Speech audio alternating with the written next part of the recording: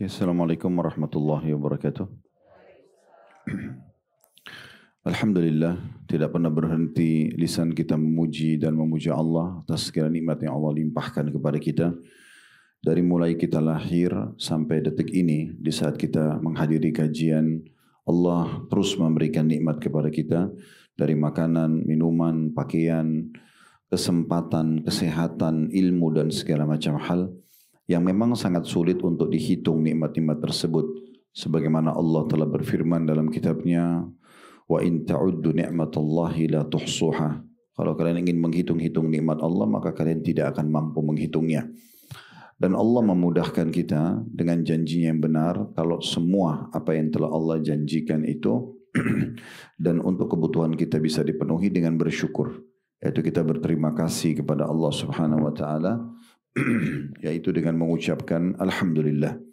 Selanjutnya kita panjatkan salam hormat kita kepada utusan Allah Nabi besar Muhammad sallallahu alaihi wa alihi wa sahbihi wasallam, sebagaimana Allah telah perintahkan kita untuk mengucapkan salam hormat tersebut. Baik, kita akan melanjutkan bedah buku kita yang ditulis oleh Amir bin Muhammad Al-Mudhari, 31 tuntunan hidup berkah dan panjang umur ala Nabi sallallahu alaihi wasallam. Dan kali ini kita akan masuk ke poin ke-14. 14 ini sama poin 15 akan kita gabung, ibu-ibu sekalian. Karena dua-duanya berbicara tentang masalah haji dan umroh ya. Saya bacakan dulu di halaman 47 dan juga halaman 48. Poin 14 dan poin 15.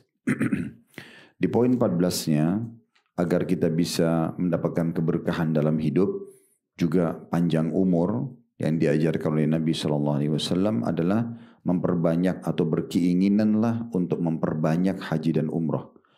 Tolong digarisbawahi judulnya memperbanyaknya. Berarti memang di sini bukan hanya sekali atau dua kali, tapi bagaimana kita sering mengulang-ulangi ibadah ini. Nanti akan kita sebutkan insya Allah rangkaian keutamaan daripada dua ibadah ini. Dan saya lagi minta tim untuk mengirim ke Ketua Majelis Taklim manasik yang biasanya kami isi, yang di situ kaya sekali dengan dalil-dalil Al-Quran dan Sunnah. Nanti ibu-ibu bisa buka PDF-nya ya di handphone. Mudah-mudahan sempat keburu dikirim ya. Saya sudah baru saja WA untuk minta itu, agar nanti apa yang saya sampaikan itu ibu-ibu bisa ikutin di handphonenya. Karena apa yang kami sampaikan tuh banyak sekali kaya dengan ilmu-ilmu pengetahuan dan informasi tentang haji dan umrah itu sendiri. Namun memang ibadah ini seperti umumnya ibadah memang dikerjakan berulang-ulang, walaupun yang wajibnya sekali. Sekali umrah, sekali haji. Tetapi kalau Allah Subhanahu wa taala memudahkan seorang hamba, muncul dalam hatinya keinginan, di fikirannya juga terfikir, hatinya tergerak, anggota tubuhnya juga segera mengeksekusi, segera mengulangi umrah atau hajinya, maka itu adalah pilihan dari Allah Subhanahu wa taala. Karena semua orang yang mengerjakan ibadah haji dan umrah ini sebenarnya adalah tamu-tamu Allah. Mereka adalah tamu-tamu Allah Subhanahu wa taala. Nanti akan kita jelaskan lebih jauh masalah itu. Dan mungkin untuk mempermudah agar kita bisa memperbanyak haji dan umrah ini, dimulai dari niat dulu. Karena biasanya ada orang pulang haji umroh ditanya mau haji atau mau umroh lagi, ya kayaknya nanti deh misalnya. Atau sudah cukup sekali. Nah bahasa-bahasa ini bisa menjadi niat buat dia. Tapi kalau dia mengatakan, oh insya Allah iya, saya berharap mudah-mudahan Allah mudahkan saya bisa umroh setiap bulan atau saya bisa haji setiap tahun. Maka itu bisa jadi niat dan bisa jadi doa. Nah poin ini yang akan kita titik beratkan supaya memperbanyak ibadah haji dan umroh. Salah satunya juga, terlepas daripada travel yang Allah amanahkan di pundak kami, ibu pakai travel mana saja. Usahakan selalu mencari fasilitas yang baik. Jangan selalu terpengaruh dengan perkataan, yang penting saya sampai di Mekah atau di Madinah. Tidak penting masalah hotelnya, tidak penting masalah makanannya. Ini keliru. Karena di sana ibu juga butuh istirahat yang cukup, ibu juga butuh makanan yang cukup. Dan itu dibutuhkan untuk nutrisi kita supaya selama perjalanan ibadah kita jadi baik. Makanya biasanya kalau asal-asalan saja, biar hotelnya jauh nggak masalah, biar makanannya biasa saja nggak masalah, akhirnya nanti kapok untuk kembali. Dia tidak mau mengulanginya. Ya. Kemarin di Ramadan saya ketemu dengan beberapa jemaah dari travel lain dan mereka membahasakan itu. Oh, Ustadz kemarin umroh juga ya karena bersamaan di bandara dari Jeddah menuju ke Jakarta. Iya, saya bilang pas hari kedua Idul Fitri. Ya, waktu itu di Saudi hari kedua, katanya di Indonesia mungkin hari pertama tanggal 1. Terus kemudian saya bilang iya Alhamdulillah. Dia tanya tinggal di mana? Saya sebutkan hotel di Madinah sama Mekah memang sangat dekat sekali dengan masjid. Dan mudah sekali aksesnya untuk ke masjid itu. Karena di Madinah kita menggunakan Sofitel dan di Mekah kita menggunakan Rotana. Memang sangat dekat. Maka dia mengatakan, oh kalau kami jauh saya harus pakai shuttle bus. Gitu. Sehingga memang letih sekali perjalanan kemarin itu. Apalagi di Ramadan. Ramadan itu memang padat sekali. Terutama 10 terakhir Ramadan. Karena selepas Ba'diyah Isya ada tarawih sekitar 10 rakaat. Witirnya diundur ke pertengahan malam. Itu selesainya setengah 11 malam. Setengah 1 malam itu udah mulai qiyamul lail lagi. 13 rakaat. Jadi kurang lebih setengah 3 selesai. Setengah 5 sudah subuh. Jadi kalau melihat waktu seperti ini akan sulit sekali kalau hotelnya jauh. Pulang untuk mandi misalnya. Atau persiapan sahur. Atau mau istirahat sejenak. Karena lumayan jedahnya 1-2 jam bisa kita gunakan untuk istirahat. Kayak saya kemarin habis tarawih saya coba pulang di kamar hotel istirahat dulu. Jam setengah 12 bangun lagi setengah 1 masuk ke masjid untuk sholat gitu kan. Jadi keliru sekali persepsi ini. Saya selalu luruskan itu. Dan kami memang di Uhud Tour selalu coba buat yang pelayanan terbaik itu karena memang maunya jemaah habis umur atau haji mau ulangi lagi karena nyaman ya. Terlebih lagi nanti akan kita jelaskan dalilnya. Itu uang-uang yang kita keluarkan akan diganti oleh Allah Subhanahu Wa Taala semuanya. Kalau kita juga akan diganti, kenapa nggak pakai bisnis kelas? Kenapa nggak pakai hotel terbaik? Toh juga Allah akan ganti. Nanti semua akan kita jelaskan dalil-dalilnya insya Allah. Ini dari judul dulu seperti biasa. Karena setiap judul biasanya kita coba kasih prolognya dulu. Berkeinginanlah kata beliau untuk memperbanyak haji dan umrah. Kata penulis, Anda dapat menambah kebaikan dengan cara berkeinginan untuk memperbanyak haji. Ya, kalau bahas haji berarti umrah juga di dalamnya. Banyak salafus salih, maksudnya orang-orang terdahulu sebelum kita yang salih, berkeinginan untuk memperbanyak haji dan umrah. Jadi bukan mengerjakan sekali, tapi menjadikan sebagai rutinitas programnya gitu ya. Karena memenuhi seruhan Nabi Muhammad SAW, walaysa lil hajjatil mabrurati thawabun illal jannah. Dan tidak ada balasan ya, bagi haji yang mabrur kecuali surga. Artinya ibu pulang dari Mekah selepas haji dan haji itu hanya 6 hari saja. Dari tanggal 8 sampai tanggal 13. Cuma memang kita nggak bisa milih yang 6 hari saja ya. Karena peraturan pemerintah Saudi ibu harus masuk kalau tidak salah tanggal 4 Zulhijjah. Sementara haji itu mulai tanggal 8. Berarti 4 hari sebelum haji kita sudah harus masuk. Itu biasanya penerbangan terakhir. Ya. Jadi memang kita paling minimal bisa 9 hari. Kalau mau setelah haji tanggal 13 langsung pulang gitu ya. Jadi memang walaupun dia 6 hari tapi minimal program biasanya 9 hari. Kalau programnya normal itu biasanya kalau ONH Plus atau travel sekitar 21 hari. Kalau pemerintah bisa lebih dari itu. Lebih dari 1 bulan. Nah semua ini program 6 hari itu haji. Kalau kita ikhlas karena Allah Subhanahu Wa Taala rezeki yang kita gunakan halal, maka ibu akan pulang membawa tiket VIP ke surga. Karena dikatakan tidak ada balasan haji yang mabrur yang mengikuti syarat dan rukun-rukunnya kecuali surga. Gitu ya.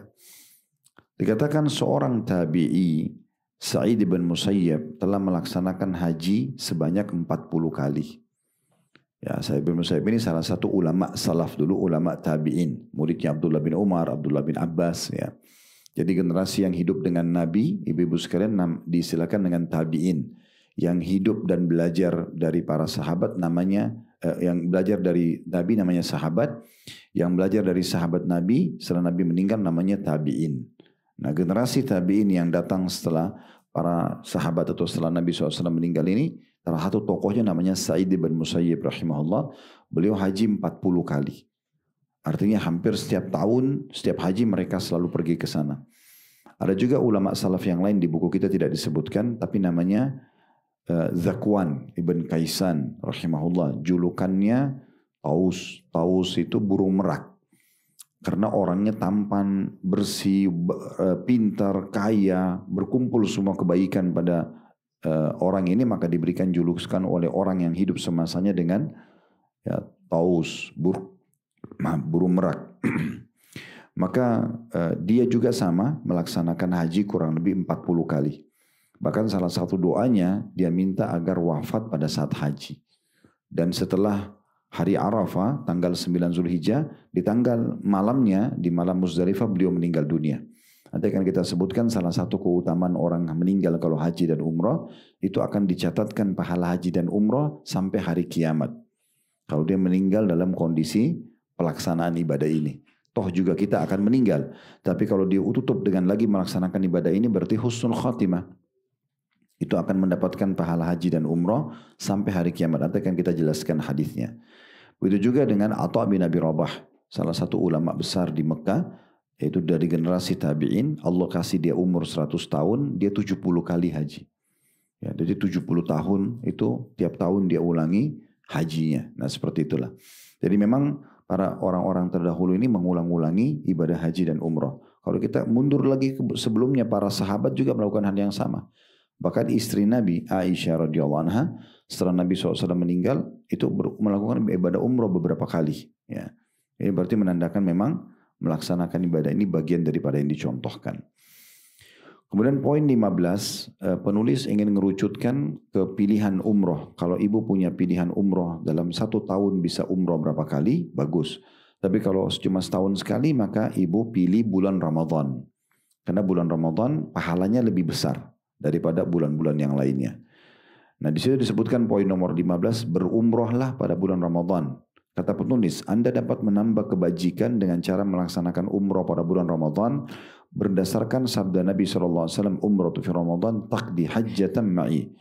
Umroh di bulan Ramadan sama pahalanya dengan berhaji bersamaku. Jadi umroh-umroh sepanjang tahun selain Ramadan itu pahala umroh saja.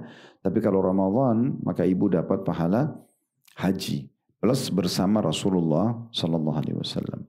Itu dikatakan yakni pahala umroh di bulan Ramadan setara dengan pahala haji bersama Nabi. Kalau ada yang bilang misalnya, tapi Ustaz saya sibuk sekali, saya tidak bisa meluangkan waktu untuk berlama-lama misalnya kalau Ramadan, karena urus suami, mungkin ada pekerjaan dan segala macam. Maka kami berikan solusinya, biasanya kami di travel bisa buatin paket singkat ya. Misalnya ibu berangkat hari ini, Ramadan jam 9 pagi biasanya ada penerbangan Garuda, tiba di Jeddah itu sekitar jam 5 sore. Jadi sebelum buka puasa tiba. Bisa umroh hari itu, kalau ibu mau pulang besoknya bisa. Artinya cuma sehari. Kalau orang hanya mengejar keutamaan umroh Ramadannya dan dia sangat sibuk. Atau misalnya pilihnya hari Sabtu pulang hari Ahad. Sehingga aktivitas weekday-nya Senin sampai Jumat lagi nggak terganggu. Gitu kan. Begitu juga di akhir Ramadan ada di antara jemaah kami minta, Ustadz bisa nggak saya ikut 10 terakhir Ramadan, tetapi saya mau pulang sebelum Idul Fitri. Kita bookingkan khusus pesawatnya, ya, tiketnya sehingga mereka bisa pulang sebelum Idul Fitri. Jadi mereka bisa lebaran bersama-sama dengan keluarga, gitu ya. Nah itu contoh-contohnya. Jadi sebenarnya sekarang dengan fasilitas pesawat ini gampang sekali orang pergi umroh, ya, bolak-balik itu. Weekend pun bisa dipakai, Jumat, Sabtu, Ahad itu bisa dipakai, gitu ya. Baik, sekarang kita coba masuk lebih jauh syarahnya, penjelasannya, dan ini bisa ibu jadikan pegangan kapan saja ibu satu waktu umroh, ibu haji sama suami, sama keluarga, ibu butuh materi ini sudah saya susun lengkap. Baik, yang pertama, sambil nunggu itu dikirim di slide yang kami tulis itu dalil dari Al-Quran tentang perintah untuk mengerjakan ibadah haji dan umroh. Nah biasanya kalau lagi manasik jemaah Uhud Tour biasa kami sampaikan materi ini gitu. Dalam surah Al-Baqarah 196 ini dalil dari Al-Quran tentang perintah mengerjakan haji dan umroh. Wa atimmul hajja wal umrata lillah. Allah mengatakan dan sempurnakanlah ibadah haji dan umrah. Perhatikan di garis bawahi akhir potongan ayat yang kami angkat di situ karena Allah. Artinya kalau ibu mau dapat pahala maksimal, lupakan semua. selain daripada Allah Subhanahu wa taala. Kayak misalnya hanya seremoni saja, ya kan, untuk meramaikan bersama teman-teman karena semua teman-teman berangkat umroh, ayo rame-rame yuk misalnya kita pergi. Itu sayang banget kalau cuma itu niatnya. Atau testimoni mau coba-coba ya. Enak gak sih umroh Ramadan? Enak gak sih umroh kalau musim dingin atau musim panas? Atau niatnya mau belanja. Karena di Mekah lagi viral apa nih ya.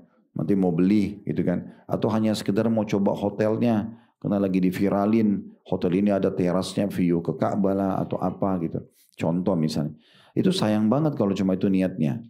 Nanti akhirnya niat utama yang dia harus kerjakan karena Allah itu jadi terganggu.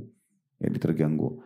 Itu nanti urusan ibu belanja, urusan ibu nikmatin hotel, urusan ibu nikmatin makanan di hotelnya, urusan nanti ibu jalan-jalan atau ketemu teman di sana misalnya. Itu semua adalah pelengkap saja. Utamanya karena ibu mau kerjakan ibadah ini. Gitu. Karena Allah Subhanahu wa ta'ala, karena Allah yang perintahkan. Ya. Karena kalau kita niat ibadah sama beda dengan bukan ibadah itu beda sekali ya. Beda sekali efeknya. Orang kalau niat ibadah, pulang haji dan umroh ditanya lagi mau haji umroh lagi nggak? Mau. Walaupun dia tahu di musim haji mungkin panas, beberapa hari tinggal di tenda, di kemah, di Mina ya. Tapi tetap dia mau kerjakan. Tapi kalau niatnya bukan ibadah, ditanya lagi mau umroh lagi nggak? Bapak Ibu sekalian, enggak, nanti aja. Udah cukup sekali. Gitu. Oleh karena itu ayat Al-Baqarah 196 ini penting sekali. Sempurnakan artinya dari awal Bapak Ibu daftar sampai nanti selesai umroh atau haji itu semua karena Allah. Setiap ada bisikan syaitan untuk berbangga-bangga, untuk pamer, ria, itu ditepis semuanya. Ya. Kalau ibu dan bapak misalnya, saya singgung bapak ini mungkin karena ada online ya di media kita, walaupun di sini tidak ada yang hadir, maka kalaupun ibu dan bapak sekalian butuh dokumentasi keluarga, oke lah dokumentasi, disimpan pribadi misalnya. Tapi kalau pura-pura, misalnya depan Ka'bah ngangkat tangan seakan-akan berdoa, suruh temannya foto, nah kira-kira untuk apa ini? Kan gitu. Kira-kira untuk apa?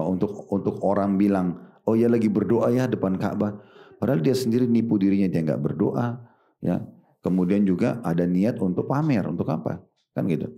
Tapi kalau seseorang memang dia dokumentasi dengan keluarganya, dengan teman-temannya, kebetulan dekat Ka'bah. Saya biasa kalau selesai tawaf dan sholat di belakang makam Ibrahim sama jemaah Uhud, saya panggil mereka. Kita berdoa dalam bahasa Indonesia, saya berdoa bahasa Indonesia, mereka mengaminkan di belakang makam Ibrahim. Setelah itu saya persilakan, kalau mau ambil foto silakan. Dokumentasi pribadi orang foto gitu ya, simpan. Kecuali kalau Anda travel mungkin butuh dokumentasi pembuktian kepada publik kalau memang ini ternyata travelnya benar, kita punya dokumentasinya, karena salah satu cara supaya ibu dan bapak tidak kena tipu ya dari travel yang tidak jelas, harus tahu izinnya ada enggak.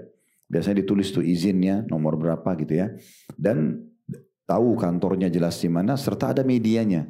Nah media itu penting karena kalau ada media dan banyak sekali cuplikan yang upload sama mereka berarti menandakan aktif ya gitu. Nah seperti itulah supaya tidak terjadi hal-hal yang tidak diinginkan. Kemudian dari hadis Nabi SAW dari sunnah kata Nabi Muhammad SAW itu di slide nomor 3 ya. Khudu anni manasikakum fa inni la adri la'alli alla ahujja ba'da hajjati hadhihi. Wahai manusia ambillah manasik kalian dariku, tata cara haji dan umrah. Jadi waktu Nabi SAW lagi lakukan, disuruh ikutin. Contohin semuanya, cara-caranya gitu ya. Karena sesungguhnya aku tidak mengetahui, mungkin saja aku tidak berhaji setelah tahun ini. Karena memang itu dikenal dengan haji wada. Haji pertama sekaligus haji terakhirnya Nabi Muhammad SAW. Jadi memang Allah Subhanahu Wa Taala memang izinkan nabinya untuk melaksanakan ibadah haji dan memimpin cuma sekali. Karena setelah pulang haji, beliau sakit dan beliau wafat alaihi salatu wassalam.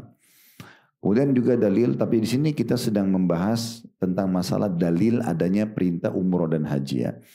Kemudian di bawahnya ada hadis juga al-umratu ilal umrati kafaratun lima bainahuma wal hajju mabrurun laisa lahu jazaa ilal jannah. Kata Nabi SAW antara umrah yang satu dengan umrah yang lainnya. Nah berarti kan dianjurkan untuk kerjain dari umrah ke umrah lagi, dari haji ke haji lagi. Karena Nabi bilang antara umrah dengan umrah yang setelahnya akan menghapus dosa-dosa di antara keduanya. Misalnya ibu umroh tahun lalu, sekarang ibu umroh lagi. Berarti dosa-dosa dalam 1 tahun itu dibersihkan dengan umroh yang sesudahnya. Dan haji yang mabrur, maksudnya mengikuti syarat dan rukun-rukunnya, tidak ada balasan kecuali surga. Kemudian selanjutnya, ada penjelasan yang perlu kita garis bawahi di slide nomor 4 ya. Di situ Imam Syafi'i rahimahullah berkata, Allah subhanahu wa ta'ala berfirman, dan sempurnakanlah haji dan umrah karena Allah. Al-Baqarah 196 tadi dalil yang pertama kita angkat. Allah menyandingkan antara umrah dan haji. Zahir dari teks Al-Quran yang jelas bahwa umrah adalah wajib. Wajib bagi yang mampu sekali seumur hidup. Kan mungkin ibu bisa dengar umrah itu hukumnya sunnah gitu ya. Kalau Imam Syafi'i menganggapnya wajib. Terutama umrah yang pertama.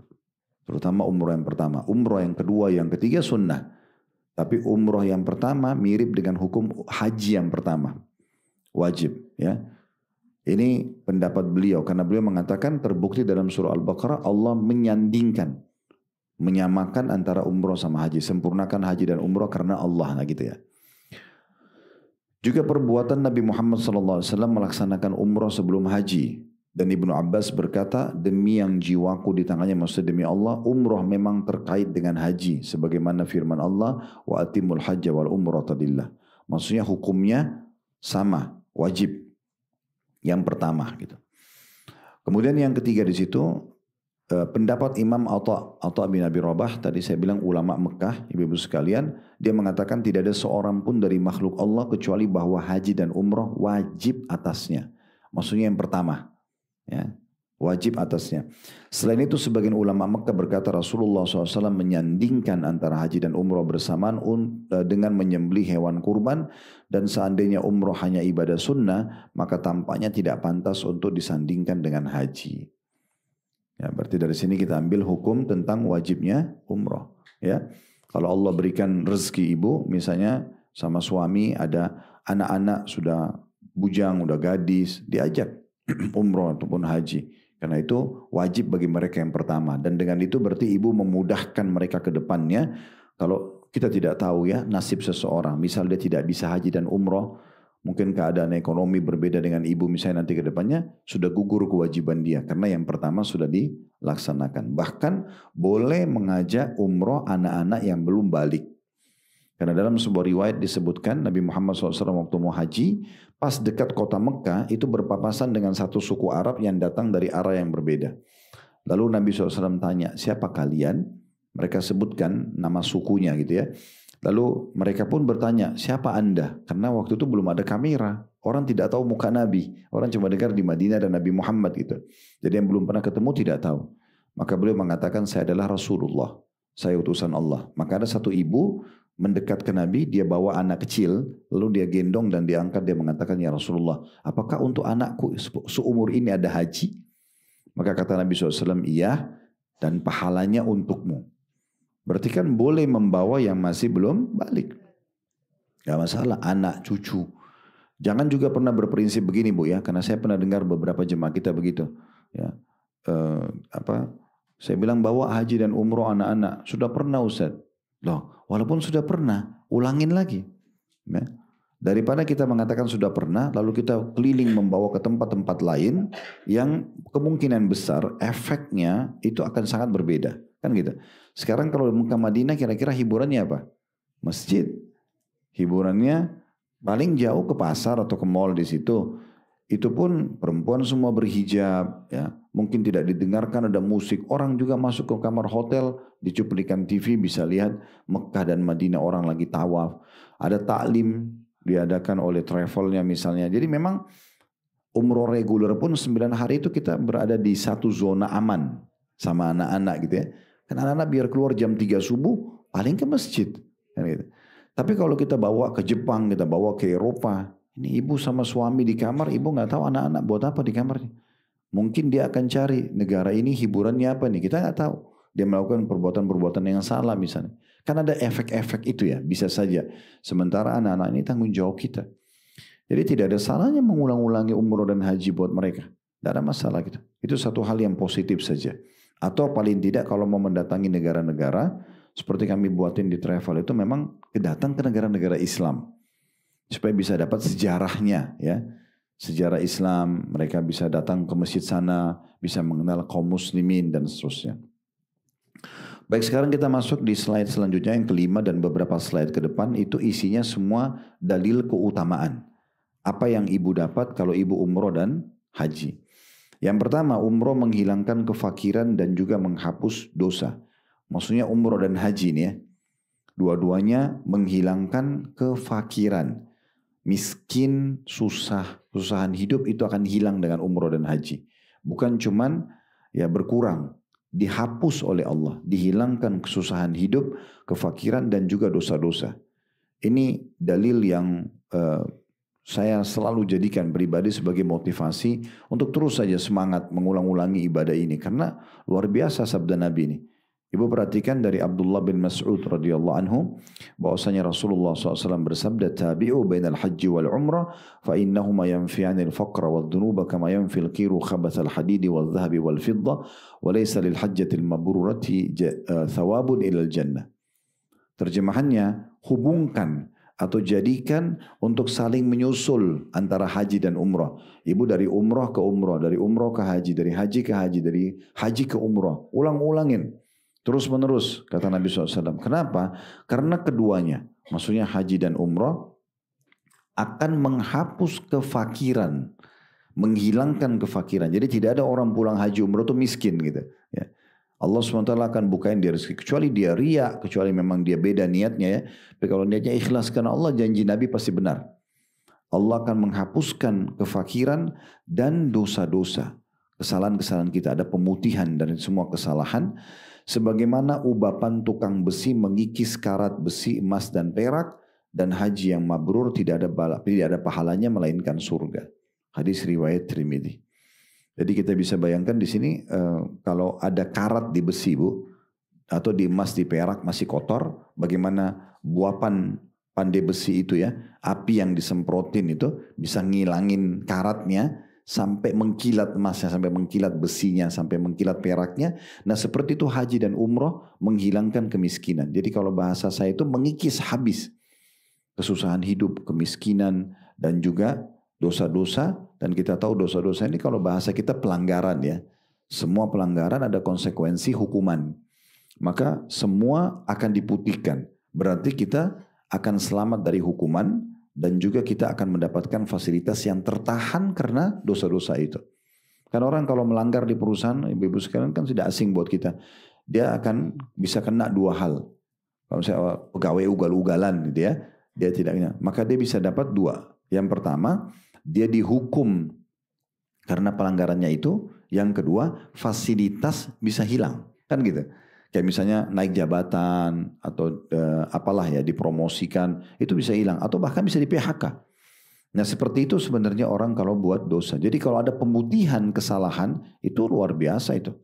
Artinya dia selamat dari hukuman. Misalnya perusahaan memutihkan semua kesalahannya berarti dia selamat dari hukum dari pelanggaran itu dan juga fasilitasnya bisa kembali. Nah seperti itulah. Jadi ini luar biasa hadis ini. Coba direnungi baik-baik dan jadikan selalu sebagai motivasi dalam diri kita. Sampaikan kepada kerabat, ya kalau ada teman-teman yang mau berangkat umroh haji, sampaikan ini loh keutamaannya. Karena banyak juga jemaah kita yang berangkat itu tidak tahu, oh ternyata saya dapat ini ya. Beberapa hampir mayoritas jemaah yang datang ikut kepada kami di travel mungkin sudah puluhan ribu orang alhamdulillah yang berangkat itu banyak yang tidak tahu hadis ini. Oh ternyata dapat itu ya Ustaz ya. Gitu. Jadi keutamaan besar banget itu.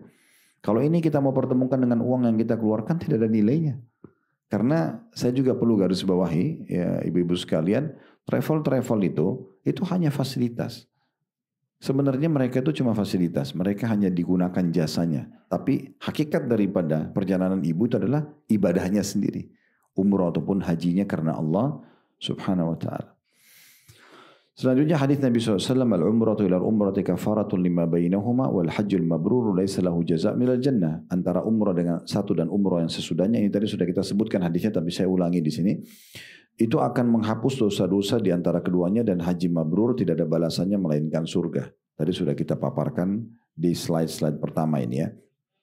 Kemudian hadis yang lain, hadis itu riwayat Bukhari Muslim, Hadis yang lain riwayat Tirmidzi kata Nabi SAW, "Wa ma min mu'minin yadhallu yawmahu muhriman illa ghabatis syamsu bidunubihi." Tidaklah seorang mukmin yang sepanjang harinya dalam keadaan ihram melainkan matahari terbenam dengan membawa dosa-dosanya. Jadi kalau perempuan kan memang ihramnya lengkap pakaian ibu ya.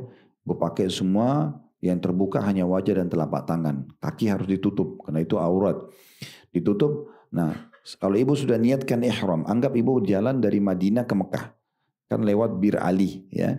Kalau pakai bus sekitar 5-6 jam dari Madinah. Kalau pakai kereta Haramain, kereta cepat sekarang itu sekitar 2 jam 47 menit. Kurang lebih hampir 3 jam lah. Nah selama itu ibu niat ihram, lalu ibu masuk ke hotel Mekah misalnya, ibu masih bersih-bersih dulu, habis itu ibu umrah, semuanya itu jam-jam yang kita lalui, nanti pada saat terbenam matahari, karena kita tadinya dalam kondisi berihram, akan membersihkan dosa-dosa kita. Sama tadi berarti manfaatnya ya, kita akan, kalau diputihkan kesalahannya berarti ibu akan selamat dari hukuman, konsekuensi dari dosa itu, dan juga fasilitasnya akan dikembalikan. Kemudian yang kedua yang ibu bisa dapatkan, ibu kalau umroh dan haji menjadi tamu Allah. Nah, kita bisa bayangkan ibu-ibu sekalian kalau misalnya kita tiba-tiba diundang ke Istana Merdeka oleh Presiden, khusus dikasih nama kita, khusus datang, dan pada saat itu boleh sampaikan apa saja yang kita mau, Presiden akan kasih. Misal di hari Senin di jam 9 pagi, saya yakin kita tidak akan sia-siakan kesempatan itu. Ya. Padahal sebenarnya mungkin Presiden juga manusia biasa seperti kita, mungkin beliau hanya bisa memenuhi 1-2 hajat kita. Di sini, kalau Bapak Ibu umroh dan haji itu menjadi tamunya Allah, pencipta alam semesta ini. Kita menjadi tamu khusus, delegasi Allah. Dan Allah janjikan akan diijabah doanya. Akan dikasih semua yang diminta. Sementara Ibu lakukan pelaksanaan haji dan umrah. Beranjak daripada hadis Nabi SAW diriwayatkan oleh Ibnu Majah dan dihasankan oleh Syekh Albani, itu bisa dilihat di slide nomor 7 ya. Al-hujjaju wal-ummaru wafdullah da'ahum fa'ajabu wa sa'aluhu fa'atahum. Para jemaah haji dan jemaah umrah adalah delegasi Allah, tamu-tamu Allah. Allah memanggil mereka lalu mereka pun memenuhi panggilannya. Dan mereka memohon kepadanya, N-nya besar kata ganti Allah, maka Allah pun memberi mereka. Jadi di sini tolong ibu garis bawahi 2 poin ya. Poin yang pertama adalah dikatakan Allah memanggil mereka. Sekarang pertanyaan, bagaimana ibu dipanggil oleh Allah? Panggilan Allah ini kita kasih contoh yang lain dulu Bu, supaya ibu mudah faham. Sholat misalnya. Dari mana ibu tahu kalau Allah sudah suruh ibu kerjakan sholat? Dari azan kan gitu. Nah azan ini Bu sebenarnya bukan panggilan muadzin. Karena mau orang Arab, mau orang Melayu, mau orang hitam dari Afrika, mau orang bule di Amerika, azannya sama. Allahu Akbar, Allahu Akbar, tutup juga dengan la ilaha illallah, sama. Berarti mereka ini hanya petugas kan. Yang panggil sebenarnya siapa? Allah. Nah itu fahami itu. Kalau ibu faham, oh azan itu panggilan dari Allah, ibu tidak akan meninggalkannya. Karena ibu tahu ini panggilan dari Allah. Selama ini azan kita dengar, ya udah nanti aja deh. Karena kita bukan fahamnya itu. Yang panggil kita itu Allah. Ya, ibu kalau lihat orang miskin, lalu ada hati kita tergerak mau membantu, itu dari Allah. Allah menyuruh para malaikat untuk menggerakkan hati kita. Nah sama juga dengan haji dan umroh. Sebenarnya ibu dapat informasi dari keluarga, mereka cerita umroh, pulang umroh. Atau ibu kebetulan lihat cuplikan gak sengaja tentang Masjidil Haram. Atau ibu misalnya dapat penawaran dari sebuah travel. Ini berpikir positif gitu kan. Karena sebenarnya ibu bisa tolak, bisa terima. Tetapi yang membuat informasi itu sampai kepada Anda, itu bukan karena travelnya, bukan karena teman atau kerabat yang menyampaikan. Memang Allah mau sampai kepada Anda. Tergugah nggak sih untuk menjawab panggilan itu? Ya, karena Allah tidak akan datangkan malaikat kepada kita, ayo umroh. Ya udah, sampai kepada kita informasi sebagaimana azan tadi. Kita dapat brosur, kita dapat panggilan, kita dapat penawaran. Semua itu berarti panggilan dari Allah Subhanahu wa taala. Tinggal kita mau atau tidak. Di sini makna delegasi ini dalam sekali Bu ya. Sebenarnya saya melihat pribadi umroh, haji, kemudian jihad ya, itu semua seperti satu ujian juga dari Allah Subhanahu wa taala yang Allah mau menguji kita. Dilihat kita ini mau nggak sih? Karena Kalau ibu lihat persentase orang yang berangkat haji dan umrah itu, mayoritasnya orang tidak mampu. Jangan pikir orang mampu ya. Kalau kita persentasekan 100%, mayoritasnya itu orang tidak mampu. Jadi orang yang pergi haji, orang yang pergi umroh itu tidak semua orang mampu. Ada orang yang banyak orang berangkat itu karena tabungan yang sudah lama sekian tahun ditabung sama dia. Bukan orang yang mungkin kayak ibu dan bapak yang mungkin kebetulan punya tabungan bisa berangkat setiap saat. Kenapa mereka bisa berangkat? Karena mereka menjawab panggilan itu. Dia terus jadikan sebagai doanya, dia terus jadikan sebagai tekadnya. Akhirnya Allah mudahkan. Berapa banyak orang yang mampu, uangnya ratusan miliar, tapi nggak pergi-pergi ke sana. Karena memang dia tidak, sudahlah, apa sih itu? Paling promosi, paling itu dan gini. Jadi dia tidak berpikir itu sebuah panggilan. Kan gitu. Ini sayang sekali. Sementara hadis kita menjelaskan memang orang-orang yang haji dan umrah itu adalah delegasi, undangan Allah Subhanahu wa taala, undangan Allah. Kemudian Ibnu Umar dalam riwayatnya dikatakan al-ghazi fi sabilillah wal hajj wal mu'tamir wafdullah da'ahum fa'ajabu wa sa'aluhu fa'atahum. Orang yang berperang di jalan Allah, orang yang berhaji dan orang yang berumrah adalah para delegasi Allah. Allah memanggil mereka lalu mereka pun memenuhi panggilannya dan mereka memohon kepadanya. Ini bagian kedua tadi dari hadis yang sebelumnya yang saya bilang ada dua hal yang ibu garis bawahi. Bagaimana kita fahami ibu diundang oleh Allah. Dan yang kedua adalah ternyata dengan kita menjawab undangan Allah dijamin doanya diterima. Mereka memohon kepadanya, N-nya besar kata ganti Allah. Dan dia pun, D-nya sengaja saya besarkan karena kata ganti Allah. Dia pun mengabulkannya. Diriwayatkan Ibnu Majah. Artinya selama perjalanan ibu umrah atau haji itu dijamin diterima doa-doanya. Nah, makanya harus kita mengontrol juga lisan kita Bu ya. Hati-hati dengan kalimat-kalimat yang buruk atau bercanda tapi sebenarnya itu menjatuhkan diri kita sendiri atau mengucapkan doa-doa yang tidak baik. Itu selama perjalanan hati-hati sekali karena harus kita ucapin yang baik. Jangan bilang kayaknya saya tidak akan sembuh, kayaknya saya selalu ribut rumah tangga, tapi balik semuanya.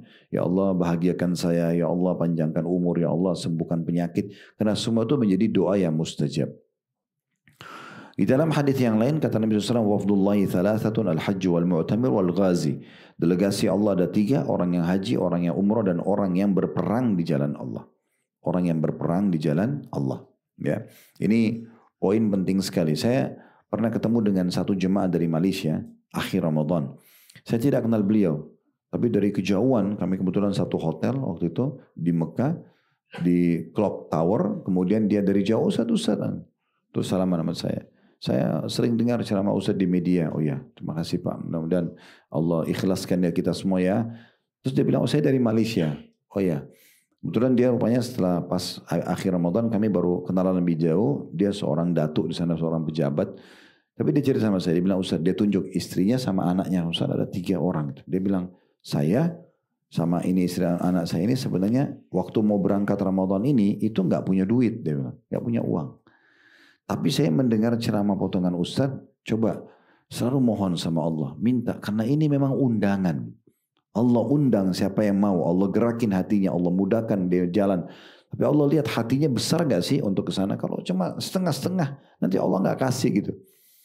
Maka saya dengar itu lalu saya bertekad, pokoknya saya terus berdoa. Dan beberapa hari sebelum kami berangkat, itu Allah datangkan rezeki saya tidak tahu dari mana sehingga kami bisa berangkat sekeluarga. Itu salah satu pengakuan orang sendiri yang sampaikan kepada saya. Jadi bukan hanya teori, ya secara dalil kita sampaikan, tapi memang ada orang yang praktikin dan memang hasilnya seperti itu. Sebagaimana juga saya pernah punya satu jemaah haji, selepas sarapan, dia duduk sama saya lalu dia mengatakan, Ustaz, boleh nggak saya cerita? Oh ya silakan Pak. Dia ceritalah, dia bilang, saya ini dulu orang tidak mampu. Dia bilang gitu, saya tidak mampu Ustaz. Beberapa tahun yang lalu saja. Terus saya waktu itu punya uang, pilihannya umroh atau saya mulai bisnis. Terus saya pernah dengar ceramah Ustadz, memang saya pernah sampaikan itu. Sekalian saya bilang, kalau seandainya ada pilihan umroh atau mulai bisnis, saran saya umroh dulu. Kenapa? Karena kita umroh bisa berdoa depan Ka'bah, minta agar Allah mudahkan keberkahan nanti bisnis kita. Apalagi dijanjikan memang umroh dan haji tadi bisa menghilangkan kefakiran, artinya akan datang kekayaan gitu ya, akan datang kekayaan. Maka dia umroh dia bilang. Setelah umroh Belum lama dia pulang umrah, dia bilang, Ustaz tahu, saya dimudahkan oleh Allah Subhanahu Wa Taala dapat rezeki. Sekarang, waktu itu Haji Furoda kan di atas 400 juta biayanya. Maka dia bilang, sekarang saya mendapatkan income harian. Bapak itu sendiri harian senilai itu margin bersih ya. Senilai dengan biaya umroh, biaya Haji Furoda. Berarti dia punya tiap hari 400 juta, satu bulan itu bisa 12 M. Karena dia dapat satu proyek ekspor impor kain kalau tidak salah dari Cina dan berhasil masuk di pabrik-pabrik, akhirnya dia dapat keuntungan begitu. Tapi dia bilang saya yakin awal mulanya dari umroh itu. Awal mulanya. Jadi memang ini panggilan dari Allah Subhanahu Wa Taala. Baik, selanjutnya kita langsung ke slide 12. Kenapa saya langkahi? Karena slide yang sebelumnya itu bahasa Arabnya. Kita langsung ke terjemahan saja, ya. Terjemahan yang dalil selanjutnya ini itu disampaikan oleh seorang sahabat Nabi, yaitu Abdullah bin Umar radhiyallahu anhuma. Jadi 3 slide pertama itu semua bahasa Arab, kita langkahi, kita ke slide yang ke-12, ini langsung terjemahan. Abdullah bin Umar mengatakan, aku pernah duduk bersama Nabi SAW di Masjid Mina. Ini maksudnya lagi haji, Bu, ya. Tiba-tiba seorang laki-laki dari kaum Ansar dan seorang lagi dari suku Thaqif. Ada 2 orang sahabat dari 2 suku yang berbeda, penduduk Madinah sama penduduk Thaqif. Dua-duanya mendatangi Nabi Muhammad SAW, atau mendatangi beliau. Keduanya memberikan salam seraya berkata, wahai Rasulullah, kami datang untuk bertanya kepadamu. Nabi SAW mengatakan, ini salah satu bentuk mukjizat ya. Nabi bilang kepada keduanya, jika kalian berdua mau, aku kabarkan kepada kalian apa yang akan kalian tanyakan. Atau maksud kedatangan kalian. Dan jika kalian mau, ya, atau aku akan lakukan menyampaikan itu. Atau jika kalian mau, aku menahan diri dan kalian bertanya. Maksudnya Nabi ini ingin menunjukkan sebuah mukjizat. Kalian berdua ini sebelum bertanya, saya sudah tahu loh pertanyaannya apa. Kalau mau saya sampaikan, maka saya lakukan. Tapi kalau kalian mau saya diam, kalian bertanya, oke, saya akan dengarkan. Maka karena penasaran, keduanya mengatakan, kabarkan kepada kami ya Rasulullah. Kalau gitu Anda yang sampaikan kepada kami. Karena ini ajaib gitu. Kok belum nanya sudah bisa tahu. Ya. Tapi ini mukjizat ya. Ini bukan seperti dukun-dukun. Ini memang Nabi Muhammad SAW. Memang ada wahyu yang menyampaikan. Maka Nabi mengatakan, maaf, tapi orang yang dari Thaqif tadi, dari 2 orang itu, dari Ansar sama Thaqif mengatakan kepada orang Ansar, silakan kamu bertanya duluan. Sampaikan kepada Nabi. Maka dia mengatakan, beritahukan kepadaku wahai Rasulullah. Jadi aku juga penasaran nih, mau pengen tahu mukjizat. Anda bisa tahu apa yang saya mau tanya. Coba sampaikan kepadaku apa yang aku ingin tanya. Rasulullah berikut jawabannya. Maka Nabi bilang, kamu datang kepadaku, akan bertanya tentang kepergianmu dari rumahmu menuju Baitul Haram. Dan apa yang kamu akan dapatkan darinya.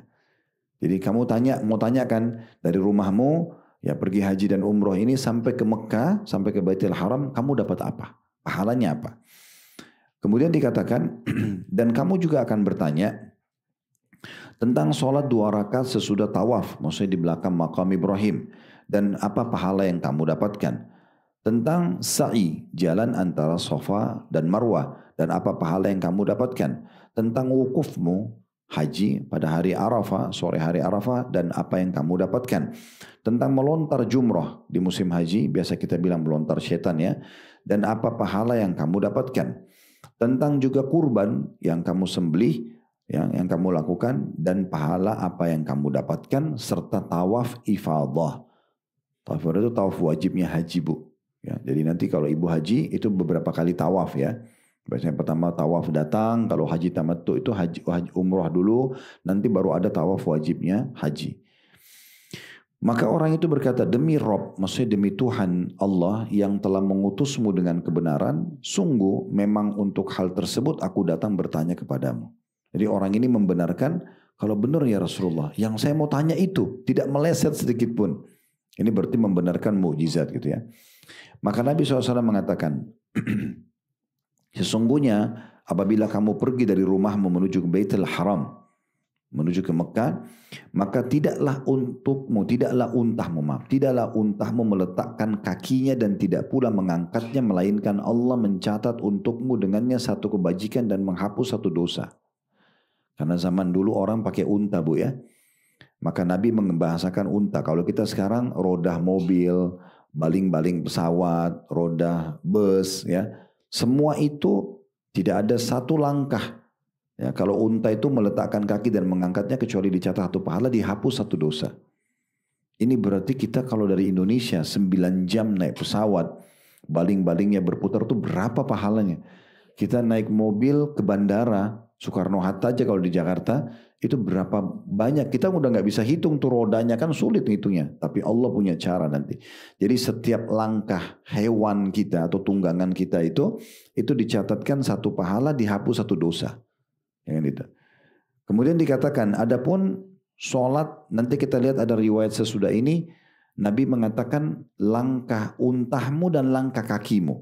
Kalau riwayat ini sekarang kita baca hanya tunggangan saja. Nanti riwayat setelah ini Bu, ada penjelasan tentang langkah kaki kita juga. Si pelaksana umroh haji ini juga sama. Setiap langkahnya dicatat satu pahala, dihapus satu dosa. Berarti kita dengan kendaraan kita sama-sama dihitung. Adapun tentang sholat 2 rakaat setelah tawaf. Ibu kalau tawaf 7 kali di Ka'bah, nanti setelahnya kan sholat di belakang makam Ibrahim. Ini sholatnya paling 2 menit Bu. Ya. Karena rakaat pertama baca Al-Fatihah sama Al-Kafirun.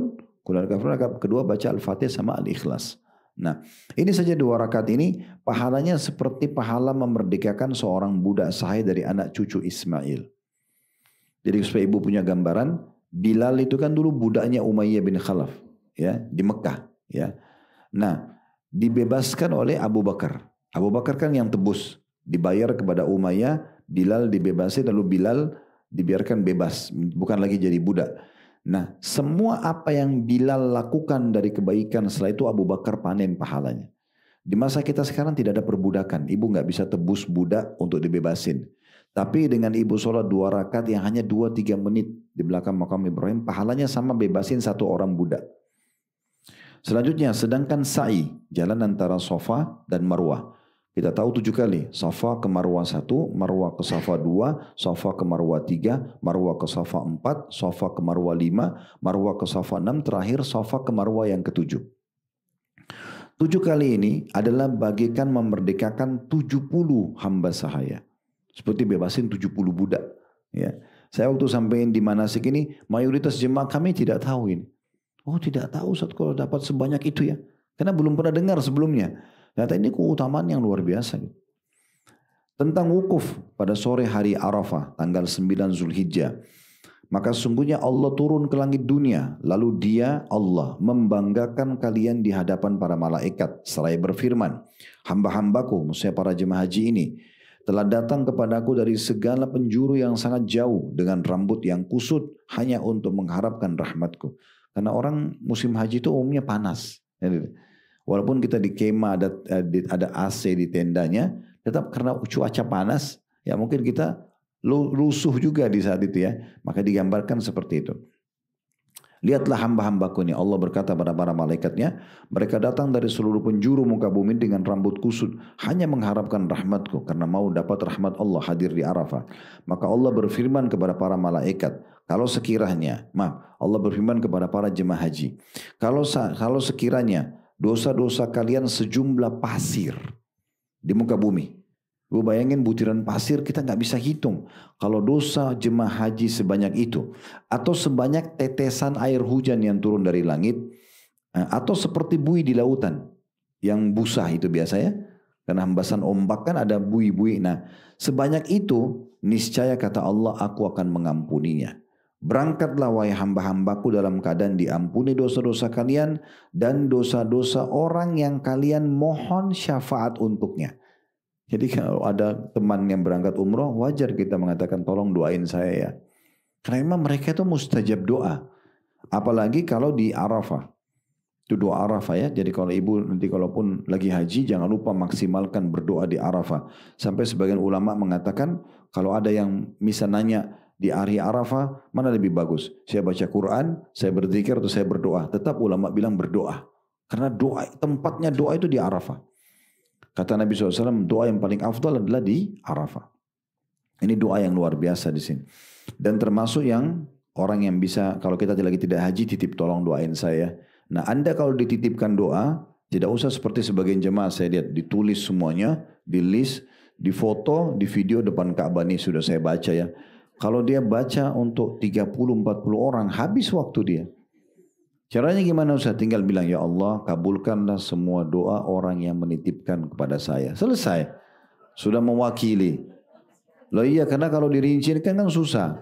Kalau begitu kan semua sudah dapat. Ya. Selanjutnya, kita lanjutkan lagi ya. Adapun melontar jumrah yang kamu lakukan. Jumrah ini ibu lakukan 4 hari ya. Tanggal 10 Zulhijjah, hari Idul Adha itu melontar 7 butir batu. Namanya jumrah Aqabah. Ya, atau dikenal biasa dengan jumrah besar, kubra. Nanti tanggal 11, 12, 13 hari tasyrik kita melontar 3 titik. Jadi 7 butir kali 3. Melontar di kecil, sedang, besar. Berarti tanggal 11-nya itu 21 butir batu, tanggal 12-nya 21, tanggal 13-nya 21. Nah, kalau 21 ini ibu kali 3, 11, 12, 13 berarti kan 63. Idul Adhanya ibu melontar 7 saja, berarti 70 batu ibu lempar. 70 batu, perhatikan di sini pahalanya Bu. Lihat ini luar biasa dahsyatnya. Adapun melontar jumrah yang kamu lakukan, maka dengan setiap batu kerikil, 1 batu kerikil itu yang kamu lemparkan diampuni 1 dosa besar yang membinasakan. Jadi 1 batu untuk 1 dosa besar. Berarti ibu diampuni 70 dosa besar. Makanya haji mabrur dapat tiket surga itu wajar. Karena 70 dosa habis semua yang besar-besar ya. Dosa besarnya. Sedangkan kurban yang kamu lakukan maka ditabungkan pahalanya untuk di sisi Rabbmu. Karena kan nanti kalau haji kita berkurban hewan gitu ya. Adapun tentang pemangkasan rambut. Karena kan habis umroh atau haji kita cukur rambut. Ibu-ibu cukup ambil jadi 2 sisi rambutnya Bu ya. Jadi rambut ibu misalnya diambil dari sisi kanan dan kirinya ke daerah belakang atau depan, ujungnya digunting. Ukuran ruas jari saja. Ya, ukuran seperti ini saja dipotong ya, sedikit. Kalau bapak-bapak itu mengambil dari seluruh penjuru kepalanya. Jadi dari kanan, kiri, depan, belakang. Seperti kalau dia masuk ke tukang cukur. Ya. Dan untuk bapak-bapak itu lebih afdal gundul. Karena kata Nabi SAW kepada para laki-laki di masa hidup beliau, semoga Allah merahmati orang yang gundul. Rahmat itu berarti karunia ya. Dan ada orang yang tidak mau gundul, dia bilang, ya Rasulullah bagaimana dengan orang yang cukur? Nabi bilang, semoga Allah merahmati orang yang gundul. Lalu orang itu bilang lagi, ya Rasulullah orang yang cukur. Kata Nabi SAW, semoga Allah merahmati orang yang gundul. 3 kali Nabi doakan rahmat. Orang itu masih mengatakan, ya Rasulullah orang yang cukur. Kata Nabi SAW yang keempat, maka Nabi mengatakan, dan semoga Allah merahmati orang yang cukur. Jadi cukur ini hanya sekali didoakan, tapi orang gundul 3 kali. Makanya alhamdulillah jemaah kami yang berangkat bapak-bapak, bahkan ada yang belum pernah gundul seumur hidup. Tapi setelah kami sampaikan motivasinya dan mereka lihat juga kami ikut gundul, oh ya kita gundul juga Ustaz. Habis itu foto rame-rame. Katanya ini kenangan nih soalnya nggak pernah gundul gitu. Tapi kalau ibu-ibu ambil sebagian saja. Nah pahala yang kita dapatkan rambut yang kita korbankan karena Allah itu perhatikan. Dikatakan, adapun tentang pemangkasan rambut kepala yang kamu lakukan, maka setiap helai rambut yang kamu cukur, kamu mendapat 1 kebajikan, pahala, dan dengannya dihapus 1 dosa. Nah, ini susah juga menghitung butiran rambut kita gitu kan. Sedangkan tawaf yang kamu lakukan di Baitullah setelah itu, tawaf ifadah, tawaf wajibnya haji, maka sungguhnya kamu tawaf sedangkan kamu sudah tidak mempunyai dosa apapun. Seorang malaikat akan datang, Allah utus, tapi kita tidak bisa lihat malaikatnya. Kuasa Allah SWT dia akan datang selain meletakkan kedua tangannya di atas pundakmu dan berkata, berbuatlah pada masa yang akan datang, mulai sekarang sisa umurmu berisi dengan kebaikan, karena sungguhnya dosa-dosamu yang lalu telah diampuni. Dosa-dosamu yang lalu telah diampuni. Nah riwayat yang sesudahnya Bu, di slide nomor 16 ya, berarti yang 17-nya langsung terjemahan, ini yang saya bilang tadi ya. Kalau riwayat yang sebelumnya itu hanya langkah kaki hewan tunggangan. Nah riwayat ini langkah kaki hewan tunggangan berikut langkah kaki kita. Si pelaksana umroh itu.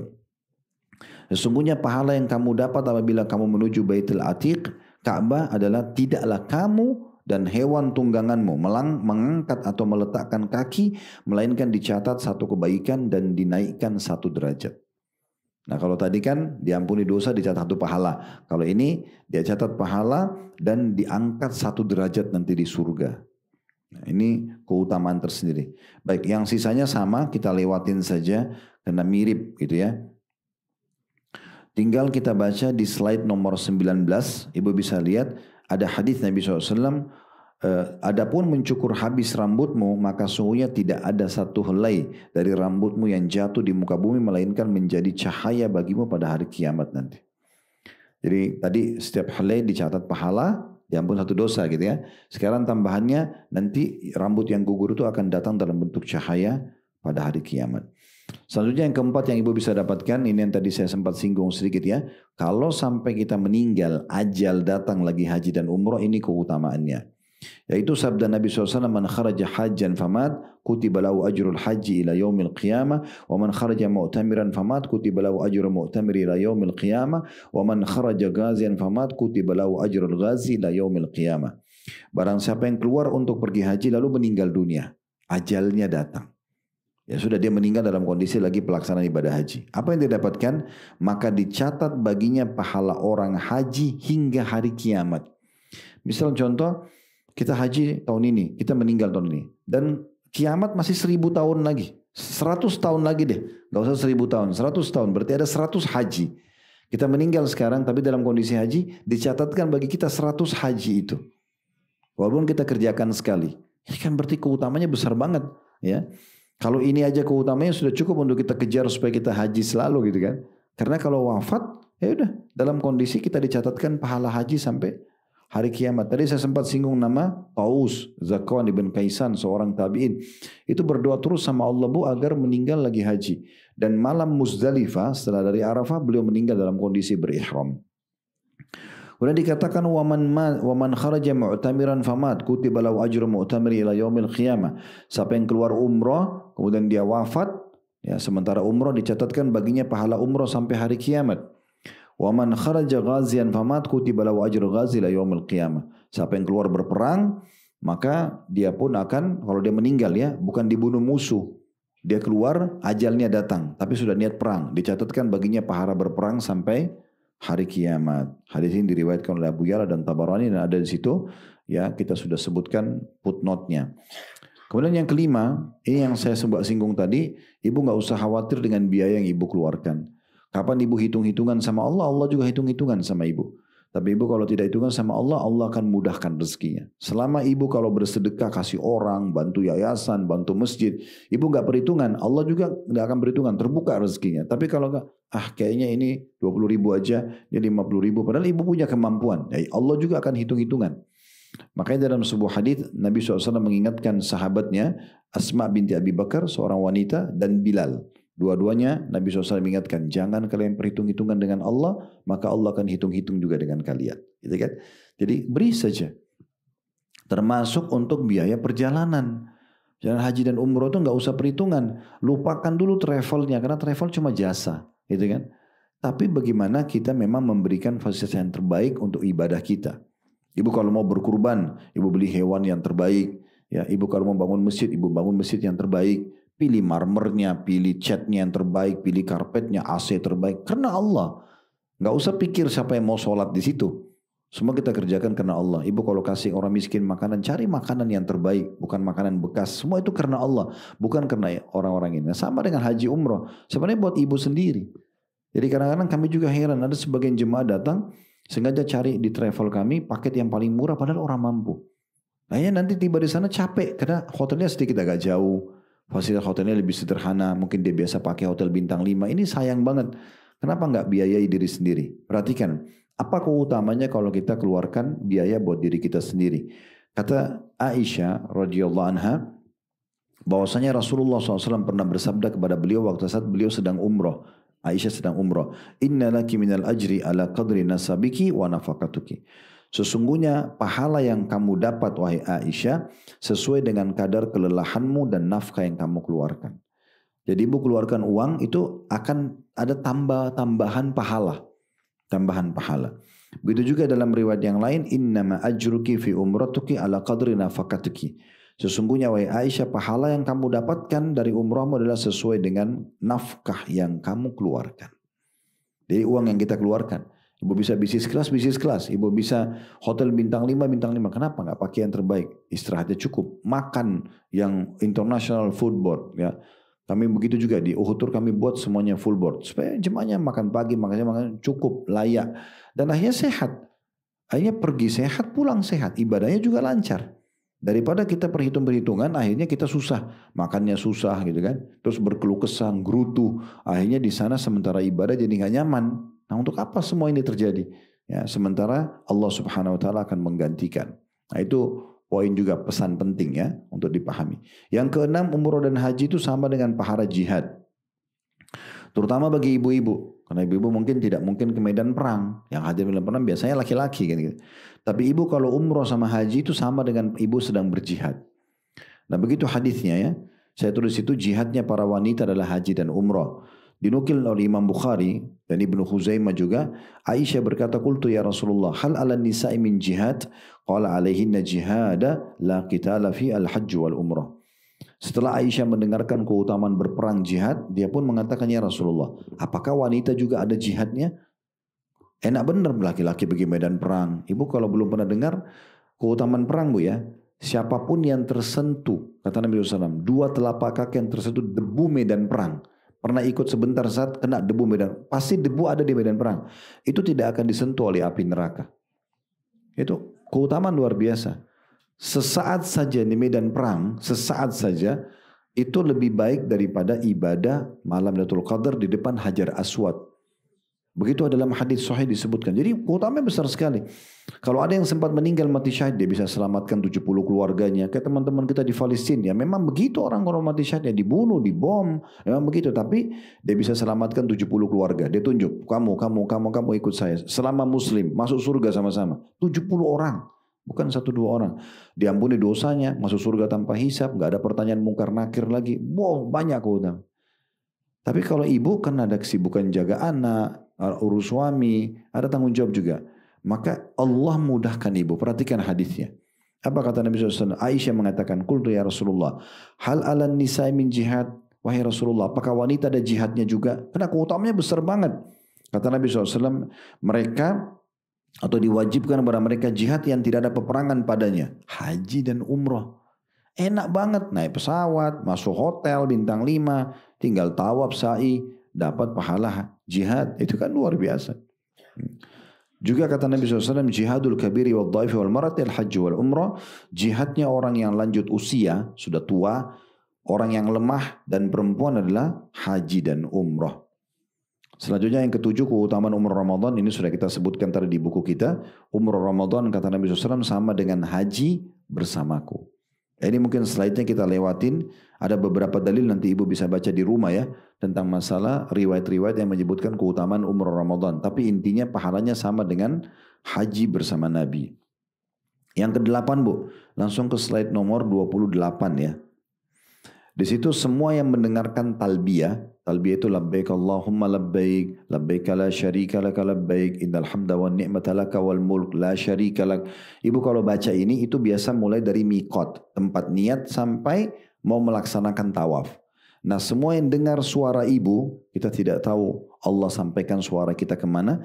Tapi di sisi kanan dan kiri jalan yang kita sedang lewat. Itu sampai ke penjuru muka bumi. Semua nanti akan jadi saksi pada hari kiamat. Kalau orang ini memang pernah melaksanakan haji ataupun umrah. Itu disebutkan dalam riwayat ini.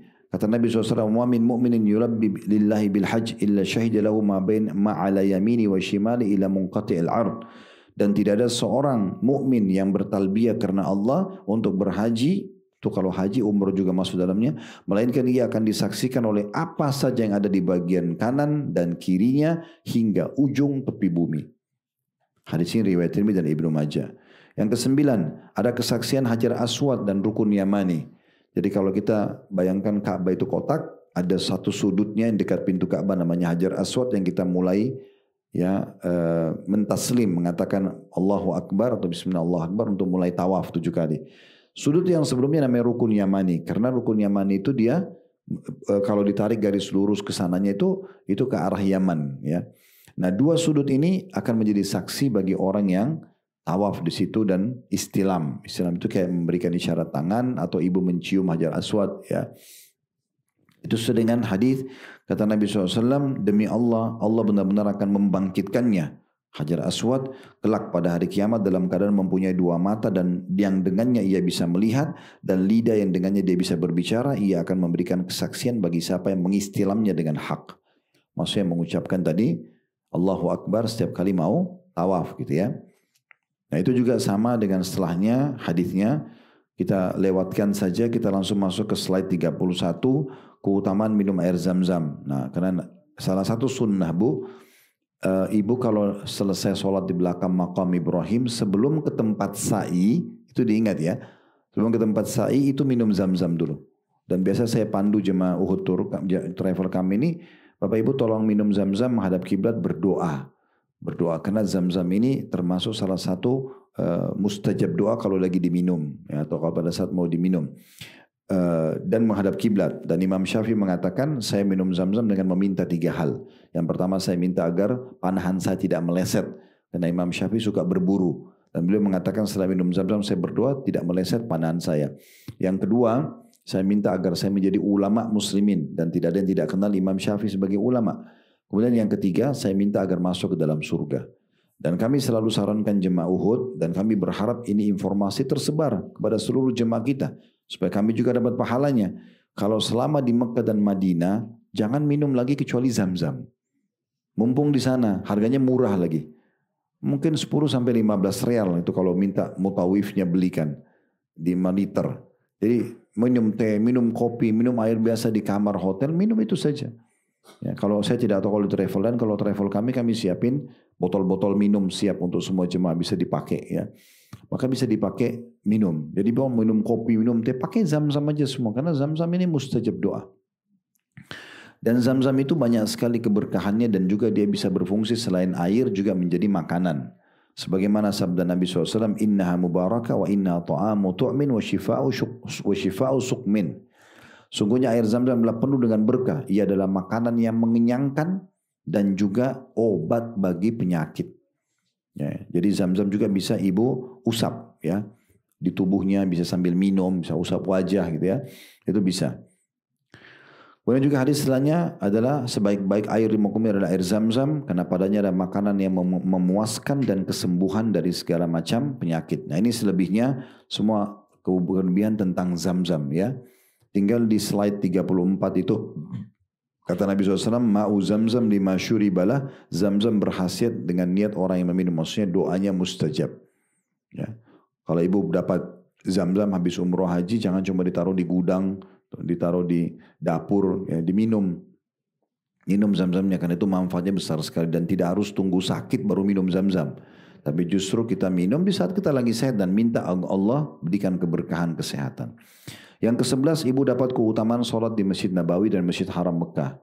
Nah, ini tidak asing ya, karena kata Nabi SAW, satu kali sholat di masjidku ini sama dengan 1000 dibandingkan tempat lain. Ibu kalau sholat satu kali di Masjid Nabawi, misalnya duhur kayak tadi kita sholat, nah itu sama dengan 1000 kali duhur di Indonesia. 1000 kali itu maksudnya ibu salam, ibu sholat lagi yang kedua, ibu salam, sholat yang ketiga, ibu salam, sholat yang keempat, sampai 1000 kali. Baru sama satu kali sholat di Masjid Nabawi di Madinah. Itu kalau sholat sendiri ya. Kalau sholat berjamaah dikali 25 kali lipat. Artinya 25.000 sholat. Dan kata Nabi SAW, dan saya ulangi kata beliau, satu kali sholat di masjidku ini lebih utama daripada 1000 kali sholat di masjid-masjid lainnya kecuali Masjidil Haram, masjid di Mekah. Dan satu kali sholat di Masjid Haram lebih utama 100 kali dibandingkan masjidku ini. Kalau Masjid Nabawi 1000, Mekah itu dikali 100 kali lagi, berarti 100.000. Ini lebih besar lagi pahalanya. Bayangkan kalau kita sholat duhur sekali di Masjid Haram Mekah, sama 100.000 kali sholat duhur di Indonesia. Itu gak main-main itu. Ibu bayangkan ibu sholat duhur kayak tadi, salam ibu sholat yang kedua, salam ibu sholat yang ketiga, sampai 100.000 kali. Itu kan capek banget mengerjakannya. Tapi kita bisa dapat dengan satu kali sholat di Masjidil Haram. Itu sholat sendiri. Kalau sholat berjamaah dikali 25 kali lipat. 2,5 juta pahala sholat. Satu kali sholat itu. Kita di Mekah rata-rata 5 hari 4 malam. Ya. Kalau kita subuh, duhur, asar, maghrib, isya, itu luar biasa itu. 2,5 juta, 2,5 juta. Kalau kita sholat berjamaah itu gak main-main. Itu belum bicara duha, tahiyat masjid, sholat tahajud, sholat tobat. Belum kita bicara banyak sholat-sholat yang lainnya. Ini luar biasa. Kemudian yang ke-12 ya, itu adalah jaminan surga bagi orang yang bertahlil, bertalbiyah, labbaik Allahumma labbaik. Kata Nabi SAW, ma ahalla muhillin qattun illa bushir, wa la kabbara mukabbirun qattun illa bushir, qila ya Rasulullah bil jannah, qala na'am. Tidak ada seorang pun yang bertalbiyah melainkan ia akan diberikan kabar gembira, dan tidak ada seorang pun yang bertakbir melainkan pasti diberikan kabar gembira. Ditanya kepada beliau, apakah dengan surga? Kata Nabi SAW, ya dengan surga tentunya, ya dengan surga. Baik, dua poin terakhir Bapak Ibu sekalian, yaitu tentang masalah adanya anjuran mengeraskan suara pada saat talbiyah ya. Kalau ibu lagi di bus atau lagi di kereta, kalau dari turun di Jeddah langsung umroh, biasanya kita di bus ya, dari Jeddah ke Madinah ke Mekah, atau dari Madinah kalau naik kereta, sekarang musimnya banyak kereta, itu selama perjalanan kereta itu ibu dan bapak dianjurkan mengeraskan suara talbiyah, ada suaranya keluar ya. Karena memang mengeraskan suara ini diperintahkan. Sebagaimana ada riwayat di slide nomor 38. Atani, kata Nabi SAW, Atani Jibril fa'amarani an amura ashabi an yarfu aswatun bil ihlali awit talbiyah. Jibril datang kepadaku dan memerintahkanku agar menyuruh para sahabatku menyaringkan suara mereka dalam berihlal dan talbiyah. Maksudnya labbaik Allahumma labbaik ya. Seperti itulah. Karena itu adalah syiarnya haji. Itu di slide nomor 38. Selebihnya hampir sama itu Bu ya. Saya tutup dengan slide nomor 41. Yaitu tentang masalah hukum badal. Badal umrah dan badal haji. Maksudnya penggantian. Kalau ibu mau badalkan keluarganya, itu ada beberapa syarat. Yang pertama, ibu sudah pernah haji atau umrah sebelumnya. Yang kedua, ya, dan tentu di sini masuk punya kemampuan ya. Yang kedua, orang yang kita mau badalkan itu baik sudah meninggal atau sudah tidak mampu melakukan perjalanan. Kayak sudah terlalu tua, pikun ya, atau dia kena penyakit yang tidak bisa lagi disembuhkan, tidak bisa safar. Nah, itu bisa dibadalkan. Tapi selalu kami sarankan agar badal umroh ini dilaksanakan oleh orang lain saja. Misal, ibu sepanjang tahun umrohnya hanya bisa sekali. Tadi kita bilang kalau bisa di Ramadan. Nah, setiap bulan ibu sebenarnya bisa datang ke travel mana saja. Ibu bilang tolong saya titip badal umroh saya. Kayak kami di Uhutur kami buka peluang badal umroh. Nah, titipin badal umroh ya. Jadi setiap bulan kita bisa umrohin orang tua kita. Yang sudah meninggal, yang sudah tidak mampu lagi berperjalanan, bisa. Kita dapat pahala umrohnya. Setahun sekali juga kalau mau haji bisa kita badal hajikan. Tentu biayanya jauh lebih murah daripada pelaksanaan ibadah umroh. Karena tidak ada tiket pesawat, tidak ada hotel. Ini cuma dititipin, nanti travel akan berikan kepada teman-teman mahasiswa di sana. Dan itu. Nanti dilaksanakan. Nanti pelaksananya itu kalau di travel kami ada buktinya. Dia pada saat niat di mikot dibuat videonya, nanti dia pegang nama, dia sebutin nama orang, misalnya nama Fulan bin Fulan almarhum misalnya gitu ya. Terus dia di mikot niat, dia lagi tawaf, dia lagi sa'i dan dia lagi tahallul. Cukur rambutnya. Itu kalau umroh. Kalau haji diikutin dengan wukufnya di Arafah, jumrohnya, kemudian mabit di Mina. Ini semua dia buat videonya satu rangkaian, nanti akan kami kasih ke Bapak Ibu ini loh. Yang kemarin badal umroh atau badal hajinya, dan ada sertifikat yang kami kasih gitu ya. Kalau pelaksanaan bisa. Jadi sebenarnya kita bisa mendapatkan pahala ini walaupun kita sedang tidak melaksanakan ibadah umroh haji. Tinggal kita ya titipkan untuk keluarga kita. Selebihnya slide yang ada itu Bapak Ibu sekalian adalah slide tentang tata cara teknis pelaksanaan umroh dan haji di lapangan. Itu tidak kita bahas sekarang karena memang itu bahasan berbeda. Kalau memang sudah mau melaksanakan ibadah umroh haji. Yang kita butuhkan sekarang adalah keutamaan yang tadi sudah kita butuhkan. Allahu a'lam. Baik, kalau ada benar dari Allah silakan diambil dan diamalkan. Kalau ada salah dari kami tolong dimaafkan dan kami istighfar kepada Allah Subhanahu wa taala. Subhanakallahumma bihamdika asyhadu an la ilaha illa anta astaghfiruka wa atubu ilaik. Wassalamualaikum warahmatullahi wabarakatuh.